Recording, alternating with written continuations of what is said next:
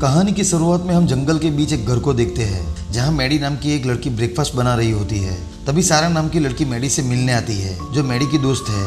सारा मैडी से इशारों में बातें करने लगती है क्योंकि मैडी न बोल सकती है और न सुन सकती है। दरअसल मैडी एक स्टोरी राइटर है और सारा उसे उसकी ही बुक देने आई थी। वो दोनों जब आपस में बातें कर रही होती है तभी मैडी के घर का फायर अलार्म बजने लगता है क्योंकि घर पे गैस पे रखा हुआ खाना जल गया था। फिर वो दोनों घर के अंदर जाकर सब कुछ सही करती है। अब सारा मैडी से सॉरी कहती है क्योंकि उसे लगता है कि उसी की वजह से मैडी का खाना जल गया। फिर मैडी सारा से कहती है कि अब तुम आ ही गई हो तो हम साथ में डिनर करेंगे, लेकिन सारा उसे कहती है कि आज थोड़ी जल्दी है, फिर कभी जरूर साथ में डिनर करेंगे। इतना कहकर वो वहाँ से चली जाती है। इसके बाद मैडी घर में आकर अपने काम में लग जाती है। वो अपनी स्टोरी के एंडिंग के बारे में सोचने लगती है। उसे कोई आइडिया नहीं आ रहा था कि एंडिंग कैसी होनी चाहिए, इसीलिए वो अपने एक दोस्त को वीडियो कॉल करती है, लेकिन एक ही रिंग पर वो वीडियो कॉल काट देती है। उसका दोस्त सामने से उसे वीडियो कॉल करता है पर न जाने क्यों वो वीडियो कॉल को काट देती है। इसके बाद मैडी घर के काम करने लगती है। उसी वक्त सारा घर के बाहर डरी हुई हालत में मैडी से हेल्प मांगती है और उससे दरवाजा खोलने के लिए कहती है, लेकिन मैडी तो दीफ थी, वो बेचारी कैसे सुन पाती। तभी एक मास्क पहना हुआ आदमी वहां आकर सारा के पेट में एक चाकू घुसा देता है जिससे सारा की वहीं पर मौत हो जाती है। फिर वो आदमी खिड़की से मैडी को देखने लगता है। वो खिड़की से आवाज करता है जिससे उसे पता चल जाता है कि मैडी को कुछ भी सुनाई नहीं देता। फिर वो सारा की डेड बॉडी को छुपा देता है। इसके बाद मैडी फिर से अपने काम में लग जाती है। तभी वो आदमी चुपके से मैडी के घर में घुस जाता है। वो चाकू लेकर मैडी की तरफ बढ़ता है, लेकिन तभी मैडी को उसकी दोस्त मैक्स का वीडियो कॉल आ जाता है जिससे वो किलर दूसरी तरफ छुप जाता है। फिर वो किलर मैडी का फोन वहां से उठा लेता है। तभी मैक्स को उस किलर की एक झलक दिखती है, इसीलिए वो मैडी को वहां चेक करने के लिए कहती है, पर मैडी उससे कहती है कि शायद वो मेरी कैट होगी। फिर कुछ देर बाद मैडी अपनी कैट को खाना खिलाने के लिए उसे ढूंढने लगती है, लेकिन वो उसे कहीं नहीं दिखती। फिर मैडी वापस अपने काम में लग जाती है, लेकिन तभी उसे लैपटॉप पर उसी के फोन से भेजा हुआ एक फोटो नजर आता है। जब वो उसे ओपन करती है तो वो काफी डर जाती है क्योंकि वो उसी की लाइव फोटो होती है। अब मैडी समझ जाती है कि उसके अलावा भी यहाँ कोई है। तभी उसकी नजर दरवाजे के पास जाती है जहाँ उसे वो किलर दिखाई देता है। वो किलर मैडी को उसका फोन दिखाता है। ये देखकर मैडी जल्दी से घर का दरवाजा बंद कर देती है। वो किलर दूसरे दरवाजे से घर के अंदर आने की कोशिश करता है, लेकिन मैडी उस दरवाजे को भी बंद कर देती है। इसके बाद मैडी पुलिस को फोन लगाती है। तभी वो किलर घर की सारी लाइट्स काट देता है। अब पावर कट होने की वजह से उसका इंटरनेट चलना भी बंद हो जाता है। अब मैडी घर में फंस जाती है।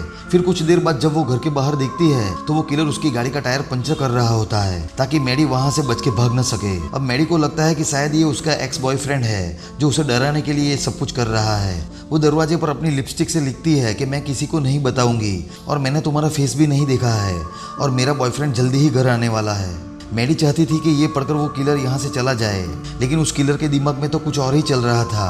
वो अपना मास्क उतार देता है और मैडी से कहता है कि अब तो तुमने मेरा चेहरा देख लिया। यानी वो किलर मैडी को मारना चाहता है। वो चाहता तो बड़ी आसानी से घर के दरवाजे को तोड़कर मैडी को मार सकता था, लेकिन वो ऐसा नहीं कर रहा है क्योंकि वो मैडी को तड़पा तड़पा कर और डरा डरा कर मारना चाहता है। फिर मैडी किचन से एक चाकू और एक हैमर उठा लेती है और अपने कमरे में जाकर एक कोने में छुप जाती है। तभी उसे उसके कमरे की खिड़की से आवाज सुनाई देती है। मैडी जब चेक करती है तो वो देखती है कि वो किलर सारा की डेड बॉडी से खिड़की को नॉक कर रहा था। अब ये देखकर मैडी बुरी तरह से डर जाती है और रोने लगती है। उसी वक्त मैडी को याद आता है कि सारा के पास उसका फोन जरूर होगा। तभी उसके दिमाग में एक प्लान आता है। वो कार की कीज से कार के अलार्म को ऑन कर देती है। वो किलर का ध्यान भटकाना चाहती है ताकि वो सारा की बॉडी से उसका फोन ले सके।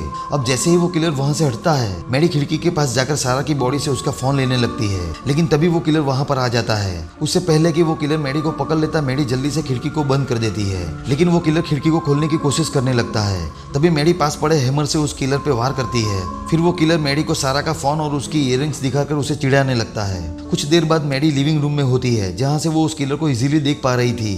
वो देखती है कि वो किलर दूसरी तरफ जा रहा है। इसका फायदा उठाकर मैडी वहां से भागने की कोशिश करती है, पर वो किलर उसे देख लेता है और उस पर तीर से हमला कर देता है, लेकिन मैडी खुद को बचाते हुए तुरंत घर के अंदर चली आती है। फिर मैडी घर के फर्स्ट फ्लोर पे जाती है जहाँ वो देखती है कि वो किलर दूसरी तरफ जा रहा है। वो खिड़की से निकलकर छत पर आ जाती है। वो उस किलर का ध्यान भटकाने के लिए अपनी टॉर्च जंगल में दूर फेंकती है। टॉर्च को देखकर वो किलर जंगल की तरफ जाता है। अब इसका फायदा उठाकर मैडी फिर से घर से भागने की कोशिश करती है, लेकिन इस बार भी वो किलर वहां पर आ जाता है और एक तीर मैडी के पैर में घुसा देता है जिससे मैडी जख्मी हो जाती है।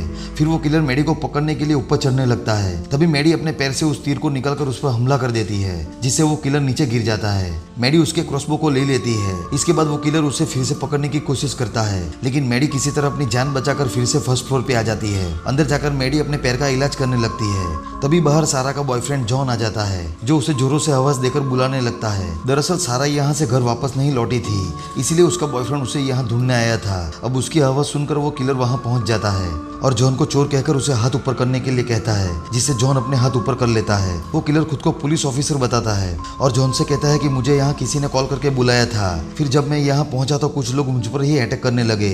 इसके बाद वो किलर जॉन से उसका फोन मांगता है। फिर बात करने के बाद वो फोन को अपने पास ही रख लेता है। अब जॉन उससे अपना फोन मांगता है। वो किलर जॉन को उसका फोन देता है, लेकिन तभी उसकी जेब से सारा की इयररिंग्स नीचे गिर जाती है। ये देखकर जॉन समझ जाता है कि यहाँ पर कुछ ना कुछ गड़बड़ जरूर है। फिर जॉन उस किलर को मारने के लिए एक पत्थर उठाता है। तभी उसकी नजर घर के अंदर मैडी पे पड़ती है, जो उससे मदद मांग रही होती है। इससे पहले कि जॉन कुछ कर पाता, वो किलर जॉन पे हमला कर देता है, जिससे वो वहीं नीचे गिर जाता है। फिर वो किलर जैसे ही उसके पास जाता है, जॉन उसकी गर्दन पकड़ लेता है और मैडी को यहाँ से भागने के लिए कहता है।